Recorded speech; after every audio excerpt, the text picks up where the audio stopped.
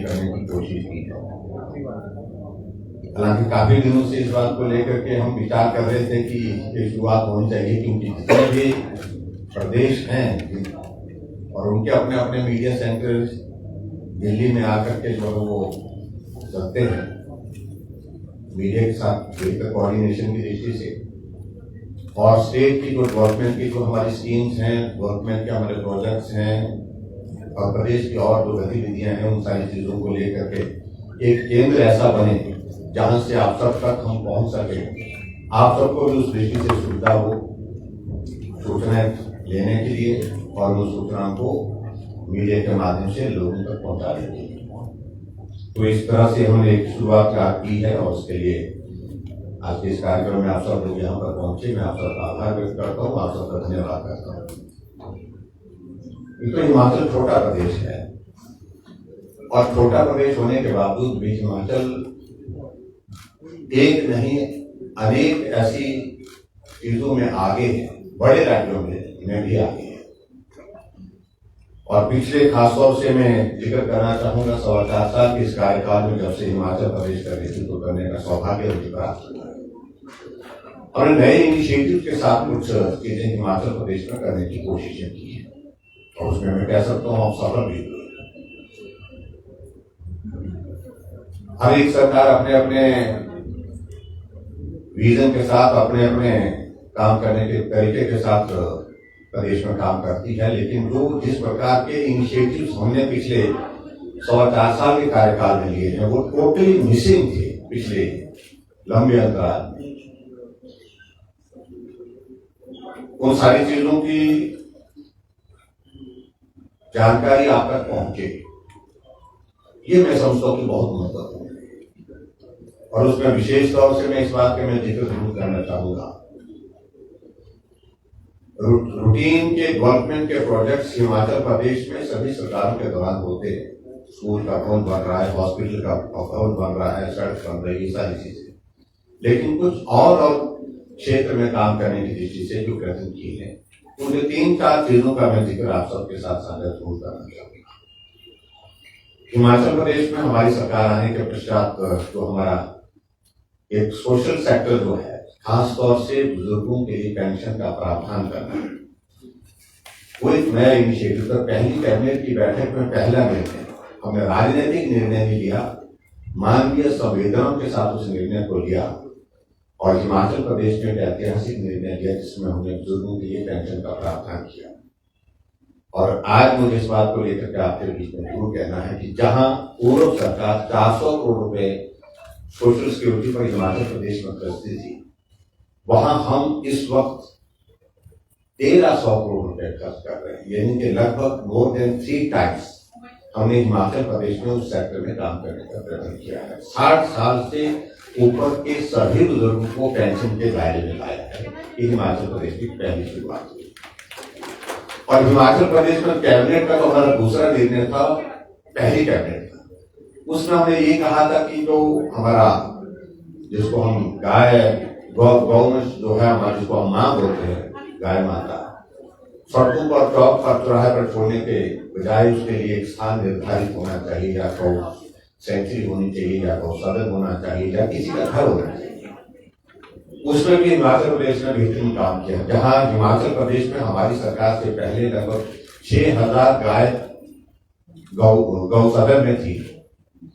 आज हिमाचल प्रदेश में 20,000 से ज्यादा जो गाय सड़कों पर, चौक पर, चौराहे पर छोड़ दी थी, उनको हमने गौ सेंचुरी और गौ सदन में उन्हें लाने का जो है प्रावधान किया। और हिमाचल प्रदेश एक ऐसा राज्य है जहां गाय पर भी कोई अगर अपने घर में गौ सदन खोलना चाहता है तो 700 रुपए प्रति माह का हम गाय के लिए जो है उसमें उस गौ सदन में मदद करके उनके लिए सहयोग करते हैं। ये मैं इस तरह की कुछ बातों का जिक्र करना चाहूंगा। और उसी तरह से मैं एक और बात का मैं जिक्र करना चाहूंगा। हिमाचल प्रदेश में प्राइवेट सेक्टर का इन्वेस्टमेंट लाने के लिए बहुत सारी चीजों को लेकर के आज से पहले विचार नहीं हुआ था, हमने कोशिश की और हमने प्राइवेट सेक्टर के इन्वेस्टमेंट को हिमाचल प्रदेश में जो है अट्रैक्ट करने का प्रयत्न किया, उसमें हमको सफलता हासिल हुई। और मुझे इस बात की खुशी है कि जो हमने ग्लोबल इन्वेस्टर मीट धर्मशाला में किया था, 2019 में, उसमें हम सफल हुए। और सफल होने के लिए मैं ये भी कहना चाहूंगा, आदरणीय प्रधानमंत्री नरेंद्र मोदी जी उस कार्यक्रम में आए थे और अभी तक हमने 2 ग्राउंड ब्रेकिंग हमने जो की, हालांकि कोविड के कारण प्रभावित हुआ हिमाचल प्रदेश का हमारा वो प्राइवेट सेक्टर इन्वेस्टमेंट का जो हमारा वो काम, लेकिन फिर भी उसके बावजूद मोर देन 40,000 करोड़ रुपए की ग्राउंड ब्रेकिंग हिमाचल प्रदेश में अभी तक की। अभी प्रधानमंत्री जी आए थे मंडी में, तो 28,000 करोड़ रुपए की ग्राउंड ब्रेकिंग हमने की। कुल मिलाकर के 41,000 के लगभग 41,000 करोड़ की ग्राउंड ब्रेकिंग हिमाचल प्रदेश में। एक नया इनिशिएटिव को टोटली 20 साल से पहले हिमाचल प्रदेश में इस दिशा में प्रयत्न ही नहीं किया। इसके अलावा 3-4 चीजों को लोगों की समस्याओं का समाधान करने के लिए ग्रामीण क्षेत्रों में जाकर के प्रशासन जाए, मंत्री जाए, जनमंच की शुरुआत। ये पूरे देश में अलग तरह का कार्यक्रम है, किसी भी राज्य में नहीं है। किसी भी राज्य में जनमंच का मतलब ये होता है कि हमारे 12 जिले हैं, 12 जिले में मंत्री पहले रविवार को हर महीने के जाएगा, स्थान निर्धारित होता है, कैबिनेट में निर्णय होता है कहाँ जाना है, और उसमें पूरा एक क्लस्टर डिसाइड किया जाता है जहां से लोगों की समस्याओं को लिया जाता है जनमंच के नाते। और उसके पश्चात जिस दिन जनमंच होगा, मंत्री जाएगा, वहां पर बैठेगा मंत्री, और मंत्री के साथ डिस्ट्रिक्ट के सारा एडमिनिस्ट्रेशन वहां पर बैठेगा, और जो शिकायत करने वाला आदमी उसको खुले मंच, खुला जो है वो मंच पर जो है माइक दे करके जो है उसको अपनी समस्या कहने का जो है उसको अवसर दिया जाता है। वो अपनी समस्या का जिक्र करता है और मौके पर ही समस्या का समाधान की दृष्टि से वहां पर निर्णय लिए जाते हैं। और मुझे इस बात आपके साथ में शेयर करना चाह रहा हूं कि जनमंच के माध्यम से अगर हम कहें, फिगर में आपको देना चाहूंगा, इसमें कोविड के कारण थोड़ा प्रभावित हमारा हुआ बीच में वो जनमंच का कार्यक्रम, क्योंकि उसको सोशल गैदरिंग पर रिस्ट्रिक्शन लगी थी, इस कारण से वो थोड़ी सी कठिनाई जरूर आई। लेकिन फिर भी उसके बावजूद उसमें वो फिगर मैं अलग से देता हूँ आपके पास,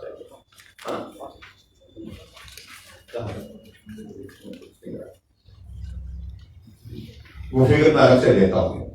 तो उसमें हमने मौके पर समस्याओं का समाधान ये करने की दिशा में हमने उसमें काम किया। बहुत प्रभावी कार्यक्रम हिमाचल प्रदेश में हो जाता है। और इसके अलावा आगे बढ़कर के सीएम हेल्पलाइन की शुरुआत हिमाचल में 1100 के माध्यम से हमने वो शुरू की। वो भी हमारा सक्सेसफुल कार्यक्रम है, उसमें चल रहा है। लेकिन इससे हटकर के जो इम्पोर्टेंट चीज है जो जिनका मैं जिक्र करना चाहूंगा, एक स्कीम हमने हिमाचल प्रदेश में जो शुरू की, जिसको हमने स्वास्थ्य के क्षेत्र में आयुष्मान भारत के एक जो हमारा हिमाचल प्रदेश में जो आयुष्मान भारत के अंतर्गत लगभग 20 लाख कवरेज उसका है, 20 लाख लोगों को हेल्थ कवरेज होगा आयुष्मान भारत के अंतर्गत है। लेकिन हिमाचल की पॉपुलेशन तो 72 लाख 72 लाख के लगभग है। तो रिमेनिंग जो 52 लाख जो है उसको भी कवर करना।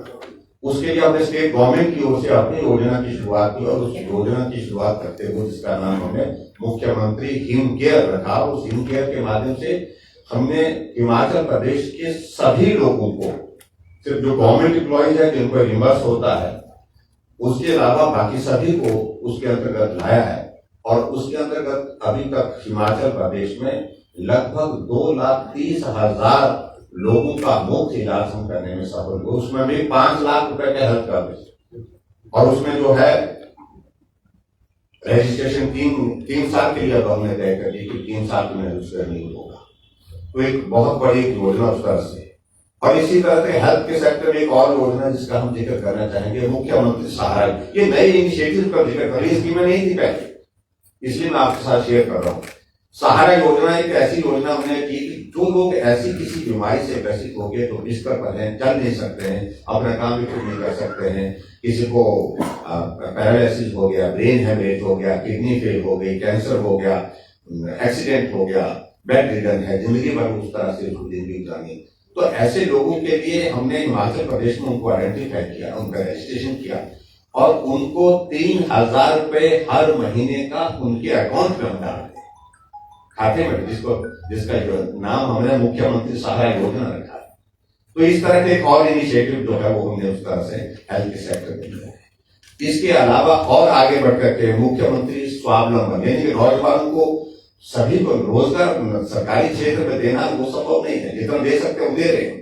हाईएस्ट नंबर ऑफ एम्प्लॉयमेंट अगर हमने पिछले 4 साल का कार्यकाल का अगर देखें तो हमारा नंबर उसमें जो है वो बहुत हर सेक्टर में हमने एम्प्लॉयमेंट लिए गवर्नमेंट सेक्टर में। लेकिन उसके बाद जो नौजवान सरकारी नौकरी के अलावा अपना काम शुरू करना चाहता है तो उसके लिए मुख्यमंत्री स्वावलंबन योजना की हमने शुरुआत की। उसमें हम 1 करोड़ रुपए तक का जो है उसमें लोन देते हैं और उसमें अब के इस बजट में हमने ये प्रावधान किया कि अगर कोई महिला करती है, कोई हैंडीकैप कोई हमारा नौजवान करता है, उनके लिए 35% सब्सिडी उसमें दे रहे, 35% सब्सिडी, और उसके बाद बाकी जो नौजवान कर रहे हैं उनको 25% सब्सिडी उसमें हम दे रहे हैं। तो इसमें इतना बड़ा रुझान आया हिमाचल प्रदेश में छोटे से कार्यकाल जब से स्कीम को शुरू किया है, लगभग हमारे 3 साल इस स्कीम को होने वाले हैं, तो उसमें 100 करोड़ से ज्यादा का छोटे से प्रदेश में जो है लोगों ने इसमें सहयोग दिया है और अपना काम बेहतरीन ढंग से चलाया हुआ है। जिनके एक नौजवान 40-50 नौजवान को रोजगार भी दे रहा है और उस तरह से अपना काम कर रहा है मुख्यमंत्री स्वावलंबन योजना के अंतर्गत। एक ये जो नया इनिशिएटिव ये है, और इसके अलावा और आगे बढ़कर हमने खासतौर से महिलाओं के इसके लिए हमने सेल्फ हेल्प ग्रुप के लिए ये प्रावधान के 25% सेल्फ हेल्प ग्रुप के लिए जो है वो रिवॉल्विंग फंड दे रहे हैं और उनको लोन देने की व्यवस्था जो है वो 4% के साथ हमने हिमाचल प्रदेश में की।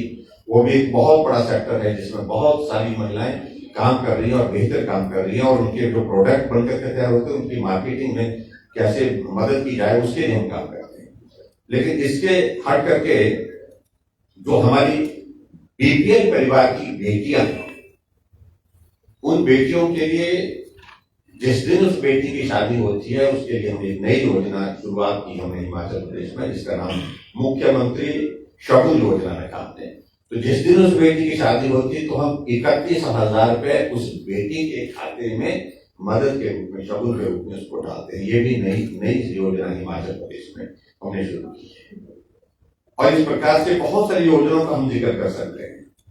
और एक योजना जिसका मैं जिक्र करना चाहूंगा कि जो बहुत महत्वपूर्ण है, जो बहुत बड़ी स्केल पर, जिस तरह से आदरणीय प्रधानमंत्री जी ने उज्ज्वला योजना की शुरुआत पूरे देश भर में की, गैस का कनेक्शन हर घर में हो, और उस दृष्टि से एक प्रयत्न पूरे देश भर में जो 2011 की सेंसस के बेस पर उसके लिए एक क्राइटेरिया तय किया स्कीम के लिए, उसके अंतर्गत हिमाचल प्रदेश में लगभग 1,37,000 गैस कनेक्शन उज्ज्वला योजना के अंतर्गत मिले।